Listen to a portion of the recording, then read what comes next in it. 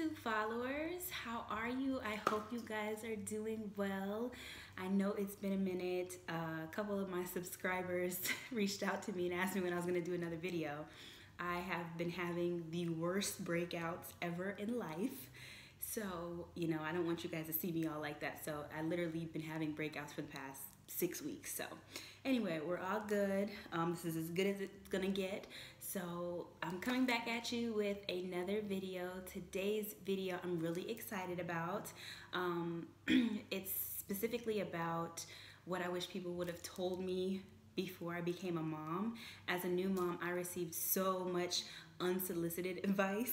There are things that I wish people would have told me to prepare me for motherhood. So yeah, and I'm just now getting home from church. So if you see my shirt, it says I'm here to help. It's Full Turn Church in Dallas. So if you're ever in Dallas, Georgia, check them out. Great pastor, great wife. It's an amazing church. And they didn't pay me to say that. I really do like the church. So okay, let's get started. So the first thing that I wish people would have told me, which maybe they did tell me and I just didn't listen, I don't know. But the first big thing is that you're gonna feel guilty a lot. So I felt guilty about everything. I wanted my baby to have the best bedroom furniture. I didn't want her to eat foods with GMOs. I felt bad if I overslept or if I was so tired that I didn't hear her waking up on the monitor and my husband had to be like, Sharon, the baby's crying. I felt so guilty about everything. When I took her to daycare for the first time, I felt awful, You just feel guilty a lot. And as a mom now, I can tell you that I don't think that ever really goes away. Guilt and worry never goes away. I'm always worried about my kids, even when they're sleeping. I'm like, I'm praying, I hope that they wake up. I hope that, if they need anything in the middle of the night that I can hear them, I can wake up, I can help them and everything. So I just think that that's never gonna go away. So if you're a mom or you wanna be a mom soon, that's something that you have to look forward to. So congratulations. The second thing that I wish people would have told me about is that I didn't know that I was gonna stare at my baby so much. I felt like a creep after a certain point. I stared at her for, sometimes minutes, sometimes hours. She would be sleeping and I'd stare at her. And then if I wasn't with her, I would be looking at pictures of her. It was really weird, but apparently all moms do it. So the third thing is that well, for me, in my household, I needed 2 different types of diapers for my daughter. One for daytime and one for at night. I use Target brand during the day for her, and she uses that at daycare. And then at night, we use Pampers Baby Dry. No other diaper would work for her at night. She peed through everything. I was changing her sheets every single night. It just didn't work until I found Pampers Baby Dry. So if you're having the same issue, I suggest you try that. The fourth thing is no mom is perfect. And I know as mothers and wives and just women in general, sometimes we have kind of a control factor where we always have to, it has to be this way. But with kids, everything's so unpredictable and no one knows what the hell they're doing when they have a baby. There's no instruction manual. I'm pretty sure you guys have heard people say that, but it's the truth. And you don't know what's going to come. You don't know how your child is going to be. Just because you're this happy-go-lucky person doesn't mean your kid might come out hating the world. So that's just the reality of the situation. So you just got to take it day by day. Everything that you're doing is enough. As long as you're not neglecting your child, I'm pretty sure you are doing the best job that you can, and don't let anyone tell you any different. So the fifth thing that I wish people would have told me is that I was gonna lose some friends after I had a baby, and that I should probably lean toward other women that have kids instead of trying to stick with my old friends. And I say that because I realized after I got pregnant, a lot of people didn't come to my baby shower that I thought that they would be there. They weren't there after I had my daughter, and they weren't at her first birthday party. For a second there, it was pretty lonely, and I didn't understand, like, why don't they want to be around me? But it was because I was married with kids, and they're like, stay away. But they were still wanting to live their lives and travel, and I couldn't do that anymore. I couldn't just get up and go anymore. And I wish that I had more mom friends that could relate to me at the time. Now I have a bunch, and I'm very grateful for them. But before, I was trying to hold on to the friends that were still trying to, you know, go overseas, you know, randomly on the weekend. So I wish that I would have known that. But yeah, but now all is well. So the sixth thing that I wish people would have told me is that your sex life will change after you have a baby. I know some people say, oh no, it's still, you know, it's still great, but there's ways that you have to go around it, because you never know when your baby's gonna wake up or when the baby's gonna be sick or things like that. You have to be creative. I will say that. At least for the first couple of months, it's not the same as before.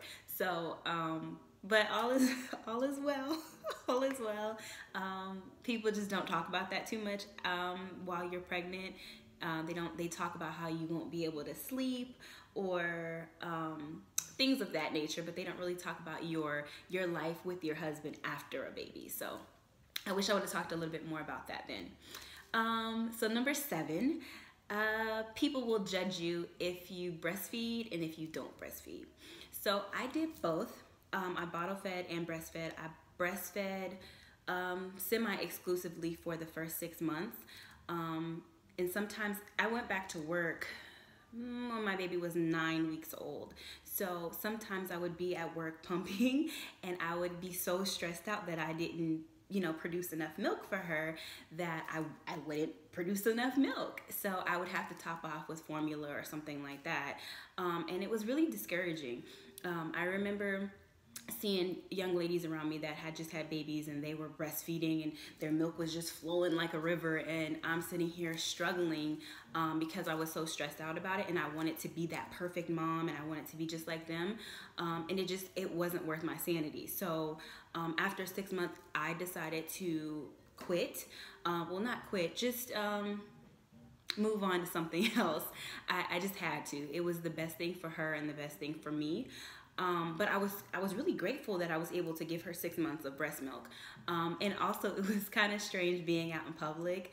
At one time we were at a restaurant and I was nursing Peyton, and my husband said, people know what's going on underneath my nursing blanket, and it was hilarious. But it is a little uncomfortable because people think that it's natural, but then when you're actually doing it, they look grossed out.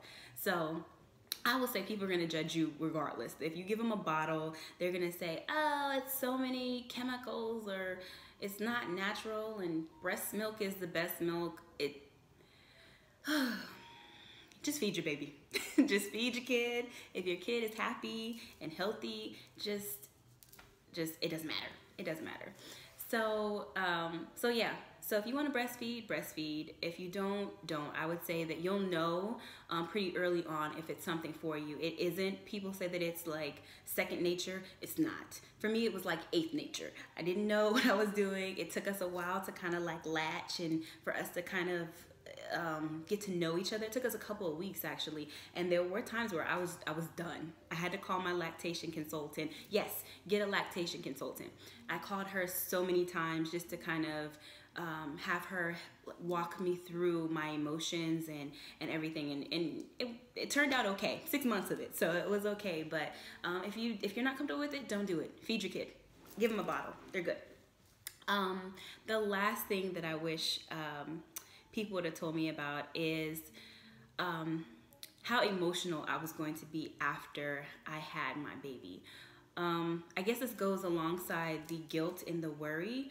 I was really emotional after I had my daughter, and people talk about postpartum depression, and some people don't want to talk about it, but it's very much real.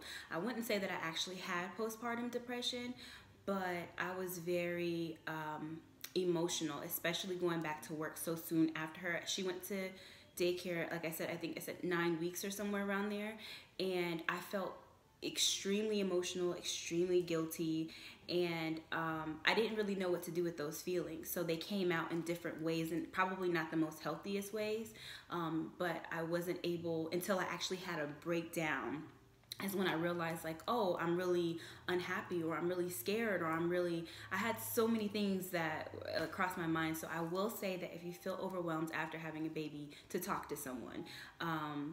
And don't take it out on your baby, don't take it out on your husband or your other kids. Just talk to someone. It's completely normal, especially if you're a working mom, or even if you're not a working mom. I know a few stay-at-home moms, and that's a full-time job on its own. So just talk to someone. Being a new mom, or being a mom for a second time, or however many kids you have, if you have more than one or two, I'm sure you're going crazy. So talk to someone. It's okay. Your feelings are valid. And yeah, so those are the 8 tips that I wanted to share with someone else that might be looking to have a baby, or if you're currently a new mom right now, just know that there is hope. Babies are a joy in life, and I wish you all the best, and I can't wait to talk to you guys again next week. I promise. I'll be back next week. So if you have any questions, comment below, and make sure you subscribe, and I'll see you guys later. Bye.